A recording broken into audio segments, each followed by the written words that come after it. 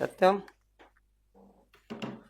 तो नमस्कार साथियों, आप सभी का स्वागत है आपके अपने चैनल टीचर्स अकादमी पर। मैं हूं सुचित। तो साथियों, आपको पता है होली के बाद से अब क्लासेस पुनः अपने रिदम पे आ गई। यूपी टेट की 2, 3, 4 जुलाई को पेपर है। आवेदन लास्ट मार्च से लिए जाएंगे, तो जल्दी से जुड़ जाइए। और मैं बार बार कह रहा हूँ, इस बार टेट सबके लिए जरूरी है। टीजीटी जो तैयारी कर रहे हैं उनके लिए भी, 6 से 8 की जो तैयारी कर रहे हैं उनके लिए भी, और 1 से 5 की जो तैयारी कर रहे हैं उनके लिए भी जरूरी है। तो चलिए अब बात करते हैं आज क्वेश्चन की, प्रैक्टिस नंबर 6 की क्या क्या है। तो यहाँ पर हिंदी में जो पेपर आपके आए हुए हैं उसी से हम क्वेश्चन अभी आपको करवा रहे हैं। तो जुड़ते हैं, तो जल्दी से जुड़ जाइए। यहाँ पर हम लोग बात करेंगे पहले प्रश्न को लेकर के कि अष्टछाप के कवि नहीं है। ठीक है, यहाँ पर बताना है। और यह क्लास पूरी व्याख्या वाली क्लास होगी, इस बात का ध्यान रखिएगा। थ्योरी वाली क्लास होगी, प्रैक्टिस और थ्योरी वाली क्लास। तो जल्दी से आप लोग आंसर करें, इसके बाद से जो है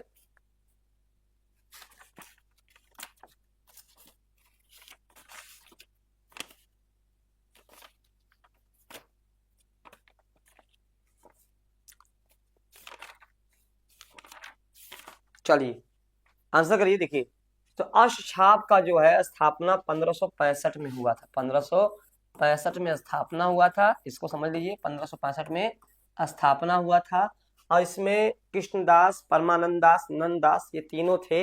ये तीनों अष्टछाप के कवि हैं। लेकिन ये जो नाभादास थे यह इसके अंतर्गत नहीं आते हैं। यानी अष्टछाप में 8 कवि आते हैं। 8 कवि थे, अष्टछाप में 8 कवि थे। ठीक है, 4 शिष्य जो है, 4 जो है वल्लभाचार्य के शिष्य थे। वल्लभाचार्य के 4 शिष्य थे, 4 शिष्य थे। ठीक है, हाँ। और 4 शिष्य जो है विट्ठल नाथ के थे। विट्ठल नाथ के थे। यानी इसमें सूरदास हो गए। ठीक है, आपके कृष्णदास हो गए, परमानंद दास हो गए। ठीक है, ये सब इसके अंतर्गत आते हैं। यानी इसमें जो आपका सबसे महत्वपूर्ण नाम है वह सूरदास का है। किसका है? सूरदास का है। तो परमानंद दास, नंददास, कृष्णदास। ठीक है, अब इसमें जो है आपका नाभादास नहीं आएंगे। ठीक, तो याद रखिएगा कुल 8 कवि है, कुल 8 कवि इसमें 1565 में इसकी स्थापना हुई थी। आप लोग इसने परिचित होंगे, तो आपसे कोई भी पूछेगा तो बता दीजिएगा। ठीक है, तो 4 विट्ठलनाथ के शिष्य थे, 4 वल्लभाचार्य के, ये वल्लभाचार्य के पुत्र थे। ठीक है, इन्होंने इन्होंने स्थापना की थी। स्थापना किसने की थी? विट्ठलनाथ ने की थी। ठीक है, इन्होंने स्थापना 1565 में की थी। तो आप इस चीज का विशेष ध्यान रखिएगा। सारे कवि भक्ति काल के हैं। ठीक है, तो अष्टछाप। चलिए आगे बढ़ते हैं, अगला प्रश्न देखते हैं कि आचरण की सभ्यता किसका निबंध है। बहुत अच्छा प्रश्न है, जल्दी से आपको बताना है। ठीक है,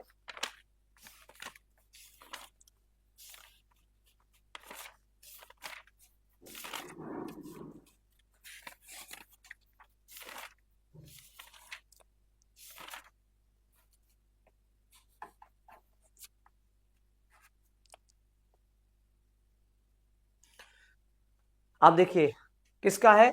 सरदार पूर्ण सिंह। ठीक है, इनके निबंध है, याद करिएगा। निबंध इनका क्या है? हाँ, ये प्रश्न आपको पता होगा। इसके अलावा इसमें बहुत सारी चीजें हैं, जैसे मजदूरी और प्रेम, सच्ची वीरता, पवित्रता। मजदूरी और प्रेम, सच्ची वीरता। ठीक है, ये पूछा गया है। आचरण की सभ्यता। इसके अलावा जो है आपका एक और है, हाँ, कन्यादान, जो पूछा गया है कन्यादान। ये सब निबंध है। ठीक है, कन्यादान। ठीक, चलिए महावीर प्रसाद द्विवेदी के विषय में अगर मैं जानूं तो इनका जो है सरस्वती पत्रिका, जो सरस्वती पत्रिका है, सरस्वती पत्रिका, इसके संपादक रहे हैं। और इन्हीं के नाम पे आपका द्विवेदी युग नाम पड़ा हुआ है। यानी इन्होंने बहुत कुछ किया है। रामचंद्र शुक्ल जो है, इनका हिंदी साहित्य का इतिहास बहुत प्रसिद्ध है। अगर हिंदी तैयारी करेंगे तो ये पुस्तक आपको, हिंदी साहित्य का इतिहास, बहुत प्रसिद्ध है। ठीक है, चलिए अगला जो प्रश्न है, जो वाणी द्वारा व्यक्त न किया जा सके। ठीक है, उसे, इसके लिए एक शब्द क्या है? यहाँ पे एक शब्द वाला बताना है जो वाणी द्वारा व्यक्त न किया जा सके, तो आपको वही बताना है। चलिए,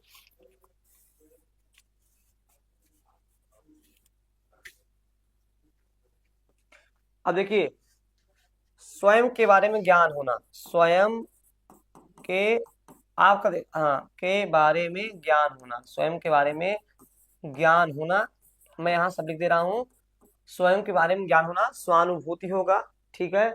और जो वाणी द्वारा व्यक्त न किया जा सके, आपका विकल्प आपका ये होगा, ठीक है। अनिर्वचनीय आपका यह विकल्प होगा। आप लोग उत्तर भी देते रहिए ताकि मजा आ जाए, ठीक है। ऐसे सुनने में नहीं मजा आएगा केवल। चलिए, ये हो जाएगा।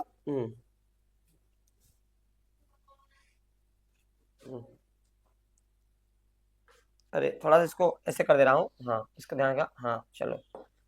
स्वयं के बारे में ज्ञान होना, स्वयं के बारे में जानकारी या ज्ञान होना, ठीक है। चलिए, ये हो जाएगा। हाँ, खुद से की गई अनुभूति, खुद से की गई अनुभूति, अनुभूति, हाँ अनुभूति, ठीक है। समझ में आया, यानी स्वानुभूति, खुद से की गई अनुभूति आपका ये हो जाएगा। इसके अलावा अगर मैं बात करूं आपका, ठीक है, जो बात किसी को ज्ञात ना हो, जो बात किसी को ज्ञात न हो, किसी को ज्ञात न हो, ठीक है। अब यहां से प्रश्न किसी से भी पूछेगा, आप यहाँ पे कर लीजिएगा, आंसर इसका सी हो जाएगा। आगे देखते हैं, उत्साह किस रस का स्थायी भाव है? करुण, देखो करुण का स्थायी भाव क्या होता है? शोक होता है। क्या होता है? शोक होता है। वीर का क्या होता है? उत्साह होता है, जो कि आपका आंसर है। हास्य का हास होता है। श्रृंगार ऐसे लिखा है, श्रृंगार का रति होता है, ठीक है। तो ये हास रस है, ठीक है। रस कितने होते हैं? रस की संख्या 11 होती है। रस की संख्या कितनी होती है? 11 होती है। जितने रस होंगे उतने ही स्थायी भाव भी होंगे, यानी। और इसको जो श्रृंगार से ना, रसों का राजा कहा जाता है। रसों का राजा कई बार पूछा गया है, रसों का राजा किसको कहा जाता है? तो श्रृंगार रस को कहा जाता है, ठीक है। तो वीर का उत्साह, करुण का शोक हो जाएगा, हास का हास हो जाएगा, श्रृंगार का रति हो जाएगा। जैसे भयानक का क्या हो जाएगा? भयानक का भय हो जाएगा, भयानक का भय हो जाएगा, ठीक है। जुगुप्सा का क्या हो जाएगा? जुगुप्सा का घृणा हो जाएगा, ठीक। चलिए, हाँ, कवितावली के रचनाकार हैं, ये बहुत अच्छा प्रश्न है। कवितावली के रचनाकार हैं सूरदास, जायसी, तुलसीदास और घनानंद। अब देखिए, सूरदास की जो सबसे प्रसिद्ध रचना है, सूर सागर, सूर सारावली और साहित्य लहरी, साहित्य लहरी, ठीक है, साहित्य लहरी हो जाएगा। जायसी का जो है पद्मावत सबसे प्रसिद्ध है, पद्मावत, अखरावट और आखिरी कलाम, आखिरी कलाम, ठीक है। सबसे इंपॉर्टेंट है तुलसीदास का, ठीक है। तुलसीदास का यह रचना है कवितावली। अब इनकी चूंकि आप लोग क्या करते हैं, रामचरितमानस केवल पढ़ते हैं कि भाई नहीं, इसके अलावा बहुत सारी है। रामचरितमानस तो है ही, सबको पता है। अब देखो, एक चीज ध्यान रखना, जिसके अंत में बड़ी ई होगा वो सब इनकी ब्रज भाषा में लिखी गई है, ठीक है। एक बस छोड़ गए, इनका है विनय पत्रिका, विनय पत्रिका बहुत फेमस है, ठीक है। कवितावली, दोहावली, दोहावली,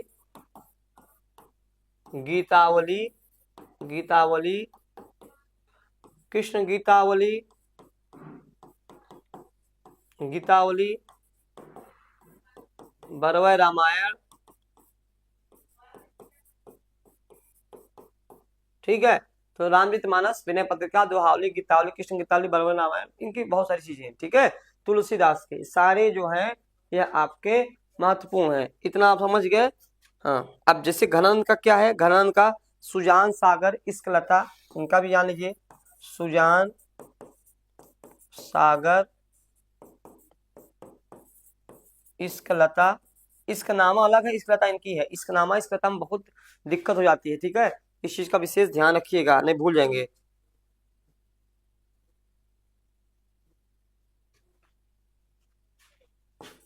वियोग बेल। चलिए ठीक है, यानी यहाँ पे सारी रचना मैंने लिख दिया है। आंसर आपका सी विकल्प होगा, तुलसीदास का। तो आप उसका स्क्रीनशॉट ले लीजिए ताकि आपको ये बातें समझ में आ जाए। तो आगे बढ़ते हैं अगले प्रश्न पर। अगला प्रश्न है, भूषण किस काल के कवि हैं? वीर गाथा काल के, भक्ति काल के, रीति काल के? हाँ, तो भूषण, ठीक है। अब देखिए यहाँ पर सबसे पहले आदिकाल आता है, फिर भक्ति काल आता है, ठीक है। आदिकाल का ही एक नाम वीर गाथा काल है, यहाँ पे कंफ्यूज मत होइएगा। आदिकाल का ही एक नाम क्या है? वीर गाथा काल नाम है, ठीक। यहाँ इस चीज का विशेष ध्यान रखिएगा। तो ये क्या है? आपके रीतिकाल के हैं। अब रीतिकाल में भी ना तीन है, रीतिकाल में भी क्या है? तीन है। रीतिबद्ध है, रीतिबद्ध है, रीति सिद्ध है और रीति मुक्त है, रीति मुक्त है, ठीक है। तीन धाराएं हैं, ठीक। रीति मुक्त है, इस चीज का विशेष ध्यान रखिएगा आप लोग, ठीक।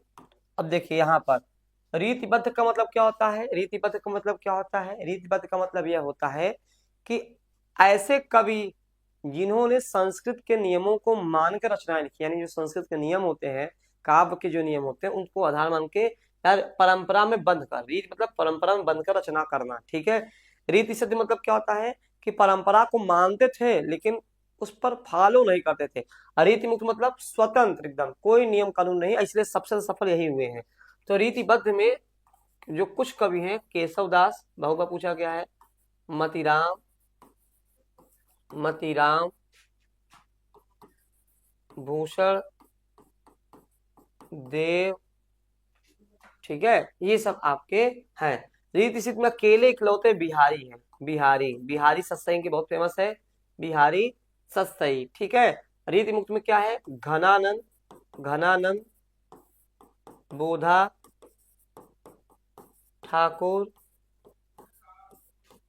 आलम, ठीक है। ये चार ही हैं रीति मुक्त में। अभी अभी थोड़ी देर पहले घनानंद वाला प्रश्न आपको आया था तो आपको याद होगा, ठीक है। तो यहाँ पर और एक चीज ध्यान रखिएगा, ये इकलौते ऐसे कवि थे, ये ऐसे कवि थे कि जो रीतिकाल में आपको वीर परक रचनाएं लिखते थे, वीर परक रचनाएं।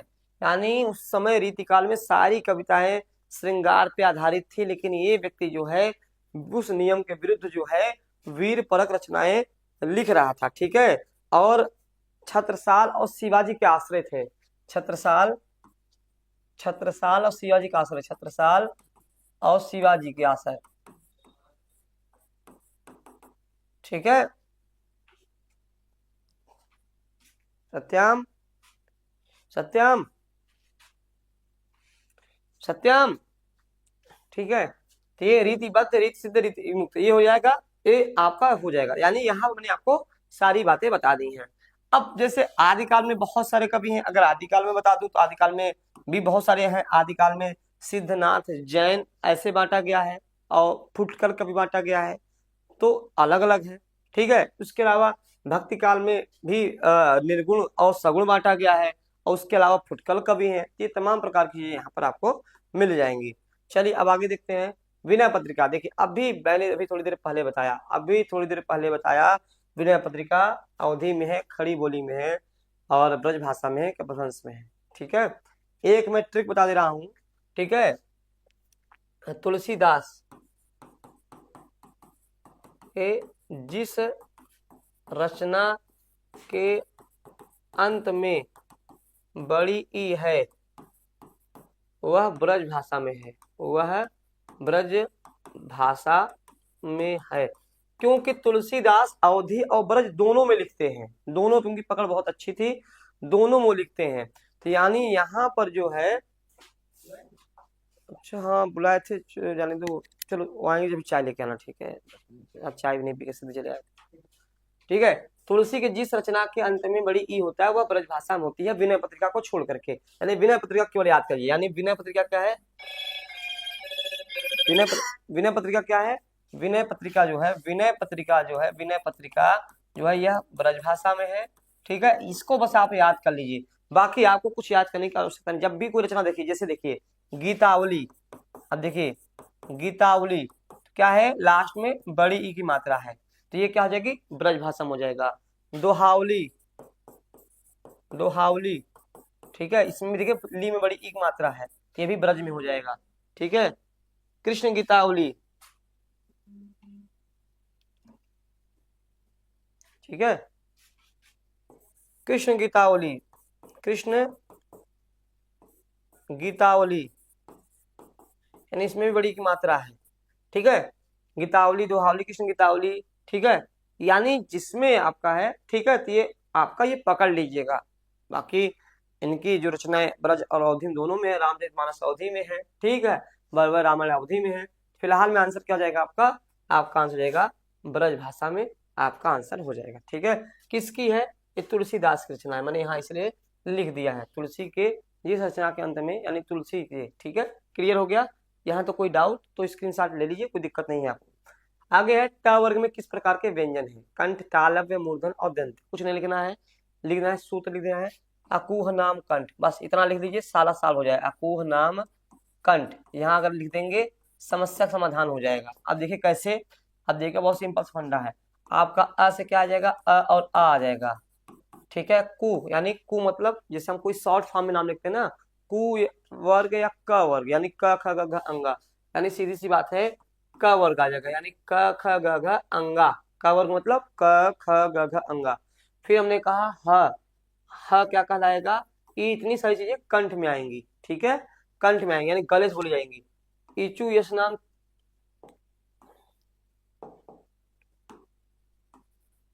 इचु यश नाम तालु, इचु यश नाम तालु या तालब, दोनों एक ही है, तालु या तालब एक ही है, इसमें मत परेशान होइएगा। अब देखिए यहाँ पे क्या करना है, यहाँ पे कुछ नहीं करना है, आपका ई से क्या हो जाएगा, आपका ई और ई हो जाएगा। चू से क्या हो जाएगा, आपका वही च वर्ग हो जाएगा, च वर्ग यानी च छ ज झ यह हो जाएगा, ठीक है। और क्या, य और स, य और श, देखिए आपका देखो ये इतना याद कर लेंगे आपको सब स्वर और व्यंजन दोनों आ जाएंगे, अलग से याद करने की आवश्यकता नहीं। इचु यश नाम तालु, ठीक है। ऋतु रस नाम मूर्धा, ऋतु रस नाम मूर्धा, ठीक है। अब कुछ नहीं करना है, अब देखिए आपका री री री हो जाएगा, क्योंकि हिंदी में बड़ी री नहीं होता, ध्यान रखिएगा, हिंदी में बड़ी री नहीं होता है। टू यानी ट वर्ग, ट ठ ड ढ अ, ट वर्ग, ठीक है। र और स, र और श किसमें कल आएगा, यह जाएगा, ठीक है। अब इसमें कुछ नहीं करना, इसको भी याद कर लीजिए, तुलसा नाम दंत, तुलसा नाम, ये मैंने नाम दंत यानी दांत के सहारे से बोला जाता है, तो कुछ नहीं करना है। तू से क्या हो जाएगा, त वर्ग हो जाएगा, त थ द ध न, ल और श, ल और श। एक मैं आपको बता दूं बहुत इंपॉर्टेंट चीज, कि एक भी स्वर दांत के सहारे से नहीं बोले जाते हैं, यानी दांत के सहारे से, ऐसे पूछा जाएगा ऐसा कौन सा उच्चारण स्थान है जिसमें एक भी स्वर नहीं आते, यानी दंत है, आप पढ़ के भी देख लोगे, आपका जीभ दांत से नहीं लग पाएगा। अब देखो यहाँ पे ट वर्ग आया है, आपका आंसर क्या हो जाएगा, आपका आंसर ये हो जाएगा, आपका मूर्धन्य हो जाएगा, यानी यहाँ पे ट ठ ड ढ, यहाँ ट पूछा ना, ट वर्ग पूछ लिया है, ट वर्ग किस प्रकार का आएगा, यानी मैंने इसके पूरे चीज आपको यहाँ पर लिख दी है ताकि आपको दिक्कत ना हो, आपको बहुत बढ़िया समझ में आ जाए, ठीक है।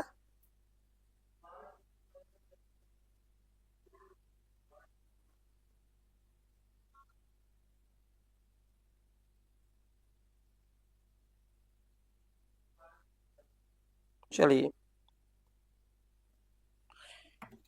आगे बढ़ते हैं, इतना पढ़ लिया।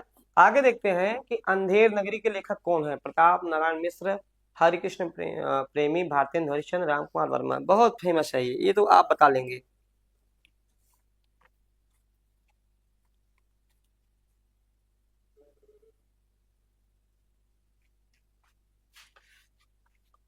तो भारतेंदु हरिश्चंद्र, अंधेर नगरी, अनबुझ राजा, टके सिर भाजी, टके सिर खाजा, ठीक है।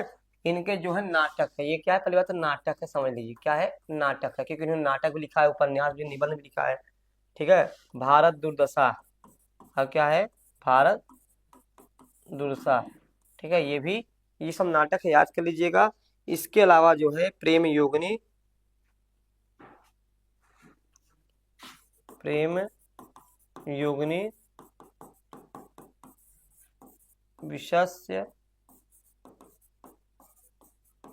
औषधम, ठीक है, याद कर लीजिए, बहुत बार पूछा गया है, ध्यान से। और एक बहुत इंपॉर्टेंट है, वैदिक हिंसा हिंसा न भवती। वैदिक हिंसा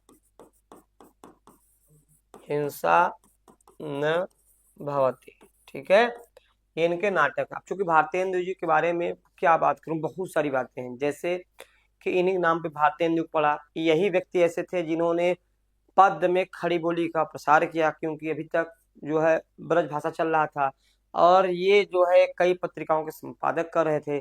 35 साल की अल्पायु में ही चले भी गए। 35 साल के अल्पायु में इतनी सारे काम कर दिए जो कि 60 साल तक के या 70 साल के एज में भी नहीं किया जा सकता है। ठीक है।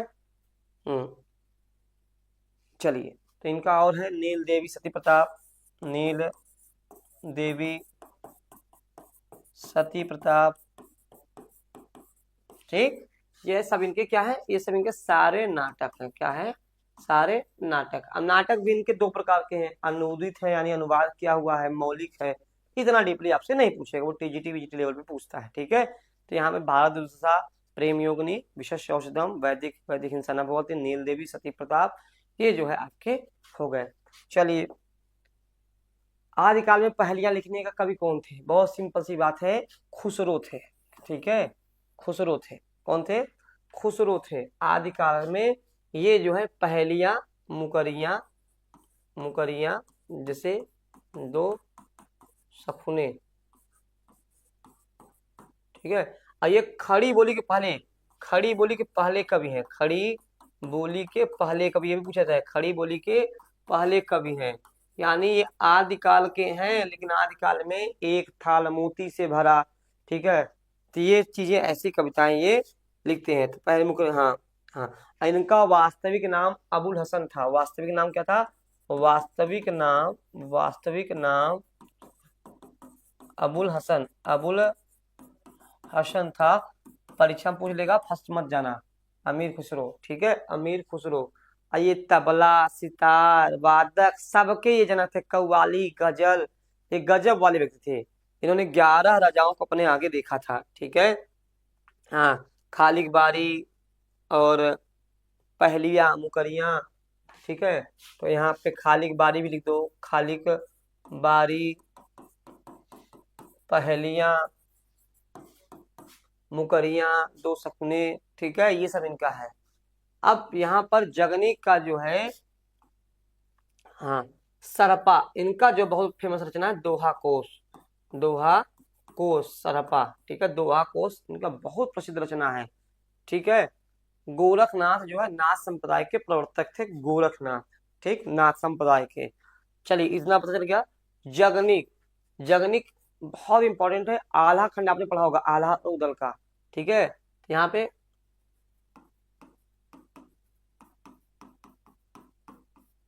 ठीक है। चलिए,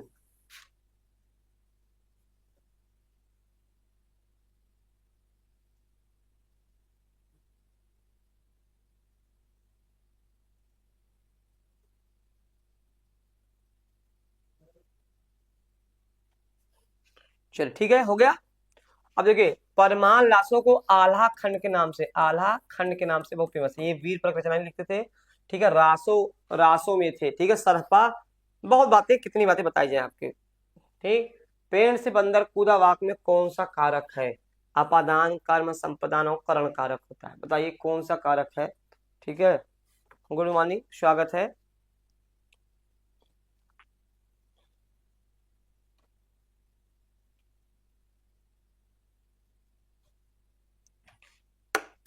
देखो, अलगाव के अर्थ में हमेशा अपादान होता है।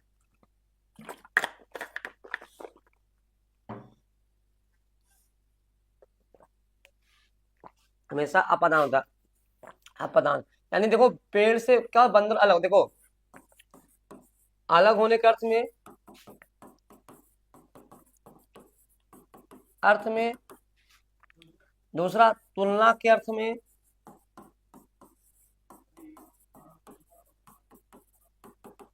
तीसरा भय के अर्थ में, भय के अर्थ में, यानी 3 जगह जो है आपका अपादान होगा। अब यहाँ पे क्या है, पेड़ से बंदर कूदा, यानी पेड़ से क्या हुआ, अलग हुआ, क्या हुआ, अलग हुआ, ठीक, अलग हो गया। ठीक, तुलना के अर्थ में, भाई के अर्थ में, क्लियर हो गया। अब तुलना के अर्थ में जैसे मैंने कहा मैं तुमसे बेहतर हूँ, मैं तुमसे बेहतर हूँ, बेहतर हूँ, ठीक है, यानी यहाँ तुलना हो रही है, ठीक है। हाँ, बच्चे अंधेरे से डरते हैं, अंधेरे से डरते हैं, यानी यहाँ पर अंधेरे से डरते, डरने के अर्थ में, तीन कॉन्सेप्ट में आपका जो है यह जो होता है। अरे फंस नहीं जाएंगे, पास हो जाओगे, 30 में 28 से 29 क्वेश्चन जो है क्रैक कर जाओगे, समझ में आया, क्योंकि यहाँ पर केवल 4 विकल्प का उत्तर नहीं बताया जाता है, उसकी पूरी व्याख्या की जाती है। अब यहाँ पे पेड़ से बंदर कूदा, चाहता तो मैं बता देता अपादान कारक है, बात खत्म, लेकिन मैंने ये पूरी बातें बताई कि अपादान कारक इसके अलावा कहाँ कहाँ होता है, अलग होने के अर्थ में, जैसे वहां पेड़ से बंदर कूदा अलग हो रहा है, तुलना के अर्थ में मैं तुमसे बेहतर हूँ, यानी तुलना हो रही है, भय के अर्थ में यानी डर के अर्थ में बच्चे अंधेरे से डरता है, यानी यहाँ पर ये सारी बातें बताई जा रही हैं। अभी आप क्लास देखोगे कि 4 विकल्प की पूरी व्याख्या की जाती है ताकि आपके और भी चीजें तैयार हो जाए, ठीक। तो मैं तो 100% गारंटी ले रहा हूँ, बस आपको पढ़ना पड़ेगा, न कोई किताब की आवश्यकता है, किसी की लिए आवश्यकता नहीं, बस इस क्लास को देखते हुए आपको किताब का भी लेने की जरूरत नहीं है। चलिए, श्रृंगार रस, देखिए श्रृंगार रस लिखा जाएगा, श्रृंगार रस का स्थायी भाव क्या है आपका, रति होगा, ठीक है। हास का हास्य होगा, ठीक है। अब देखो यहाँ पर जो है ये सब, ठीक है, वीर रस, यहाँ पर रस है, ये वीर रस का स्थायी भाव क्या होगा, उत्साह होगा, ठीक है। रौद्र का क्या होगा, रौद्र रस का क्या होगा, क्रोध होगा। रति का श्रृंगार होगा जो पूछा गया है, और हास्य का हास रस होगा, यानी ये चारों जो है ये क्या है, आपके स्थायी भाव हैं, और इधर जो है आपके ये रस हैं, इधर आपके क्या है, रस हैं, ठीक है। तो इस चीज का विशेष ध्यान रखिएगा, ठीक, क्लियर हो गया, यहाँ पर कोई दिक्कत है नहीं है। निम्नलिखित में से तद्भव तत्सम क्या, देखो तद्भव शब्द क्या होता है, बस समझो तद्भव, तद्भव का मतलब ये होता है संस्कृत के ऐसे शब्द जिनका समय के साथ परिवर्तन हुआ हो, यानी संस्कृत में कुछ थे, पाल में कुछ हुए, प्राकृत में कुछ हुए, अपभ्रंश में कुछ हुए, और इस समय हम हिंदी पढ़ रहे हैं तो हिंदी में कुछ प्रयोग किए जाएंगे, यानी संस्कृत का ही एक रूप है लेकिन परिवर्तन रूप है। भ्रमर, अग्नि, मस्तक, मछली, तो क्या जाएगा, भ्रमर, भ्रमर भी क्या है, तत्सम है, अग्नि, ये तीनों क्या है, तत्सम है, ये क्या है, तत्सम है, यानी संस्कृत है। मछली क्या हो जाएगा आपका, आपका तद्भव हो जाएगा। इसका तत्सम क्या बनेगा, ये भी प्रश्न तो याद होना चाहिए, क्या बनेगा, मत्स्य बनेगा, क्या बनेगा, मत्स्य बनेगा,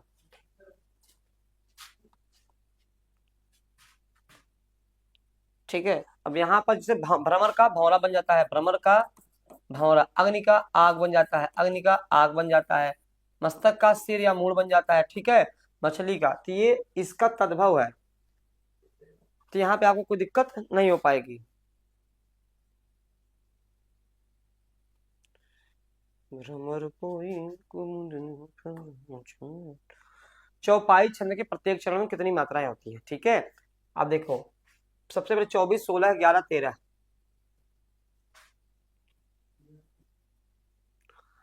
अब देखो छंद में जो है, छंद, छंद में जो होता है, एक होता है छंद में, एक होता है सम मात्रिक छंद, सम मात्रिक छंद, एक होता है विषम मात्रिक छंद। सम मात्रिक छंद में जिसके चारों चरण समान हो, ठीक है, तो यहाँ पर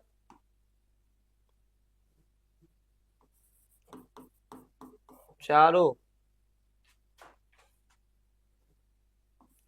गीत हरि के, अब ये ट्रिक याद कर लेना, कभी गलत नहीं होगा, चारों गीत हरि के, ठीक है। अच्छा से क्या हो जाएगा, चौपाई, रो से रोला, यानी सम मात्रिक छंद जिसमें चारों चरण समान होगा, गीत से गीतिका, गीत से गीतिका, हरि से हरि गीतिका,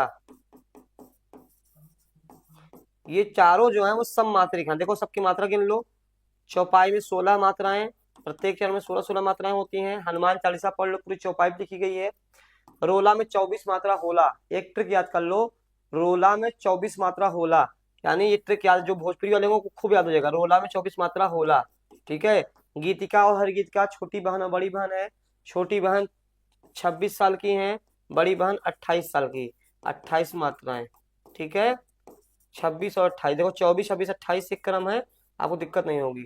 ठीक है, यानी यहाँ पर जो सीधा सा आंसर हो जाएगा 24 मात्रा वाला जो है आपका चौपाई हो जाएगा। अब जय हनुमान ज्ञान गुण सागर, जय कपीस तीन लोग को जागर, पूरा पढ़ डालिए। ये सब क्या है, ये सब आपका चौपाई ही तो है। 16 मात्राएं आएंगी, तो यहाँ पर चौपाई में यानी चारों सम मात्रिक छंद है। सम मात्रिक मतलब यही होता है चारों चरण में, यानी जैसे देखिए, जैसे 4 चरण है, 1 2 3 4, इससे भी 16 मात्रा, इसमें भी 16, इसमें भी 16, इसमें भी 16। ठीक है, इसीलिए इसको सम मात्रिक बोलते हैं। यहाँ तक कोई दिक्कत नहीं।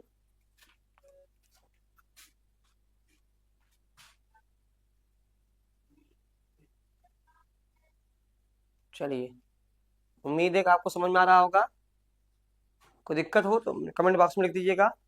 तेरी बरछी ने बर छीने हैं खल खलन के, और यहाँ पे क्या है, अनुप्रास यमक श्लेष, और हाँ रूपक अनुप्रास श्लेष यमक। अब देखिए, जहां कोई शब्द 2 बार आ जाए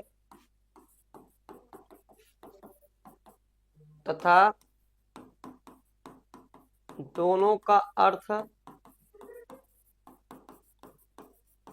अलग अलग हो,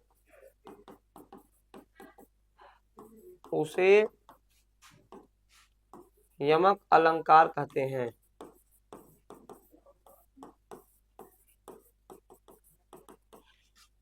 यमक का अर्थ जोड़ा, यमक का अर्थ जोड़ा होता है। यमक का अर्थ क्या होता है, जोड़ा होता है। ठीक है, यमक का अर्थ जोड़ा होता है। तो यहाँ पर ध्यान रखिएगा, कोई भी शब्द 2 बार आए, दोनों का अर्थ अलग अलग हो, दोनों का। जैसे आपने देखा हो, कनक कनक ते सौगुनी, मादकता दिखाए, या खाए बोराए, जगवा पाए बोराए, यानी एक कनक का सोना, एक कनक का धतूरा। ठीक है, वह धरती पे पांव क्यों नहीं धरती, यानी एक धरती मतलब पृथ्वी माँ, एक धरती मतलब रखना। यहाँ तेरी बर, ये बर और बर 2 बार आया है, तेरी बरछी ने बर छीने हैं खलल के। अब यहाँ बर बर 2 बार आया है, बर बर 2 बार आया है, और दोनों का जो है अलग होना चाहिए। ठीक है, बर मतलब कहते ना पति होता है बर। ठीक है, एक बरछी मतलब एक हथौड़ा होता है। ठीक है, यानी इस बर का अलग अर्थ है, इस बर का अलग अर्थ है। ठीक है, बहुत सारे इसके उदाहरण हैं। ठीक है, काली घटा का घमंड घटा, देखिए काली घटा का घमंड घटा, यानी देखो घटा घटा आ गया, काली घटा यानी बादल, घमंड घटा, ठीक है, कम होना, क्लियर हो गया। यानी क्या हो जाएगा आपका, आपका यमक हो जाएगा। श्लेष क्या होता है, श्लेष में ये होता है कि यहाँ पर श्लेष का मतलब होता है चिपकना, यानी एक शब्द के कई सारे अर्थ निकले, यानी एक शब्द में कई सारे अर्थ निकले। ठीक, चलिए आगे बढ़ते हैं। हिंदी प्रदीप पत्रिका का संपादन किसने किया था, ये बहुत इंपॉर्टेंट है। भारतेंद्र युग में खासियत थी कि सभी जो है वह पत्रिका चलाते थे।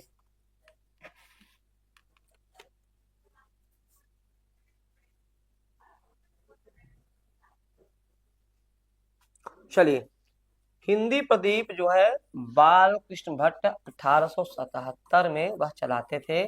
ठीक है, 1877 में चलाते थे। प्रेम घन है, ये धन नहीं है, प्रेम घन है। ठीक है, चलिए इस चीज का विशेष ध्यान रखिएगा। ठीक है, यह एक मासिक पत्रिका है। ठीक है, यह एक मासिक पत्रिका है, मासिक पत्रिका है। ठीक, मासिक यानी महीने वाला, महीने में निकलती थी। ठीक है, पत्रिकाएं कई प्रकार की होती हैं, साप्ताहिक, मासिक, त्रैमासिक, अलग अलग होती हैं। भारतेंदु हरिश्चंद्र का जो है कवि वचन सुधा, हरिश्चंद्र मैगजीन, कवि वचन सुधा, हरिश्चंद्र मैगजीन, बाल बोधनी, बच्चों के लिए था ये, महिलाओं के लिए। ठीक है, ये था, याद रखिएगा।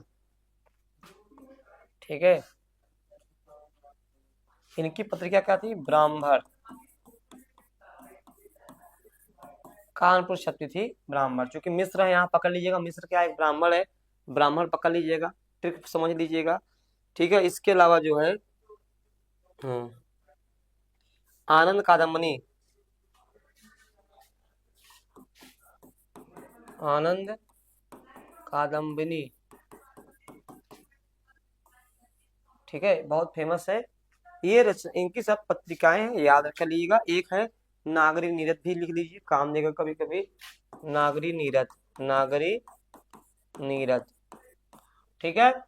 यानी यहाँ पर आपका आंसर तो बालकृष्ण भट्ट है, मासिक पत्रिका थी, हिंदी प्रदीप, ठीक है। यानी सारी पत्रिकाओं को मैंने लिख दिया है। लेकिन यहाँ पर सबसे पहले कोई पत्रिका छपी थी, आपको याद है? सबसे पहले कोई पत्रिका, सबसे पहले पत्रिका कौन सी थी?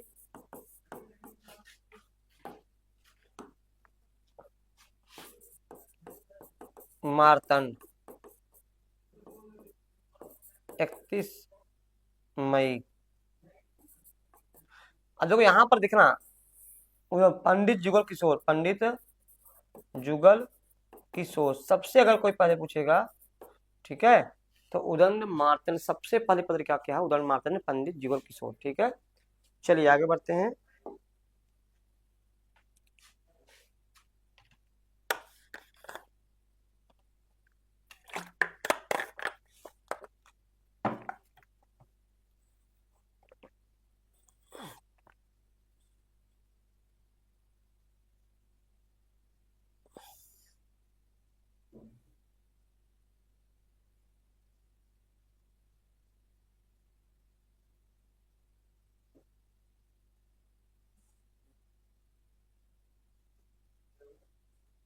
चलिए,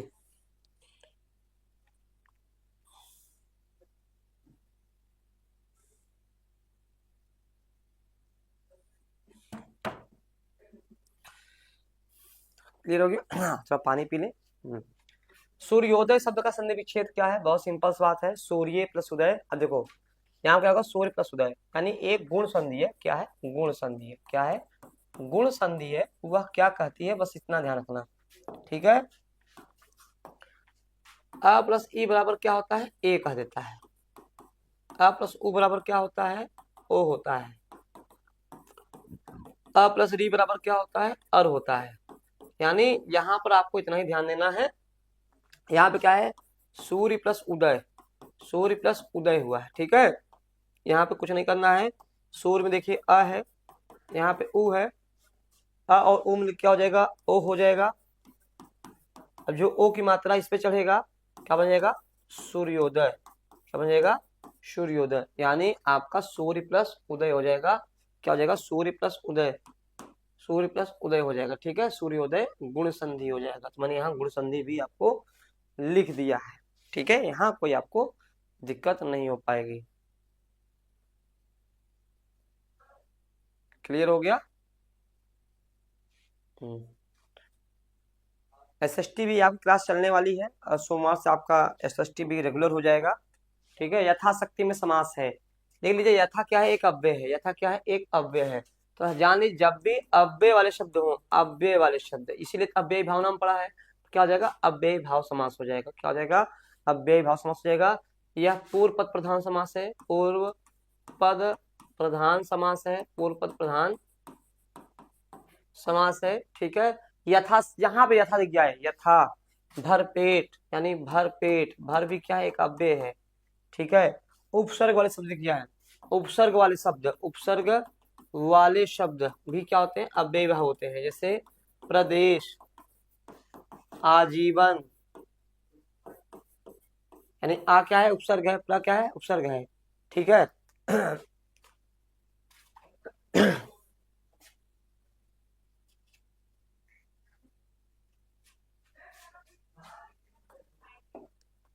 इनमें से कौन सा तद्भव है? मधु, भ्रमर, मधुकर, भंवरा, ठीक है। मधु, भ्रमर, मधुकर और भंवरा।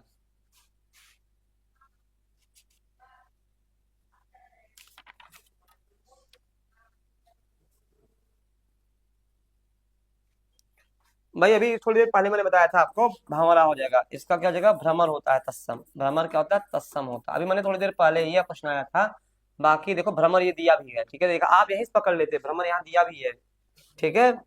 आखिरी प्रश्न है ये, मुद्री का तत्सम रूप क्या है, मुद्री का तत्सम रूप क्या है। आज 20 प्रश्न करा पाया हूँ क्योंकि इतना व्याख्या मैंने कर दिया है कि 30 क्वेश्चन है, इसके बाद संस्कृत चलनी है आपकी, ठीक है। यहाँ पर जो है मुद्री,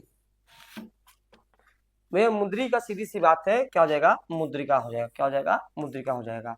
देखो यूपी टेट की क्लास स्टार्ट है, यूपी टेट की क्लास स्टार्ट है, टेट की क्लास जो है आपकी स्टार्ट है 8 से 9, सीडीपी है, सीडीपी है 9 से 10 आपका हिंदी है, और 11 बजे आपका जो है आपका मैथ, और इधर आपका एसएसटी चलेगा, एसएसटी वाले एसएसटी में चले जाएंगे, मैथ वाले मैथ रहेंगे, ठीक है। 12 बजे आपका पर्यावरण है, ठीक है, यही अभी आपका प्रोग्राम है, ठीक। तो एसएसटी वाले एसएसटी में चले जाएंगे और मैथ पर्यावरण अपना ये देखेंगे, ठीक है। यहाँ इतना आप ध्यान रखिएगा। तो आज इतना ही, उम्मीद है जो नए बच्चे जुड़े हों क्लास को लाइक सब्सक्राइब और शेयर कर दें, ताकि जो है उनको इन्फॉर्मेशन क्लास की मिलती रहे। पर डे यह क्लास 8 बजे से स्टार्ट हो जाती है, कंटिन्यू यह चलेगी आपकी जब तक परीक्षा नहीं हो जाएगी। आज इतना ही, धन्यवाद।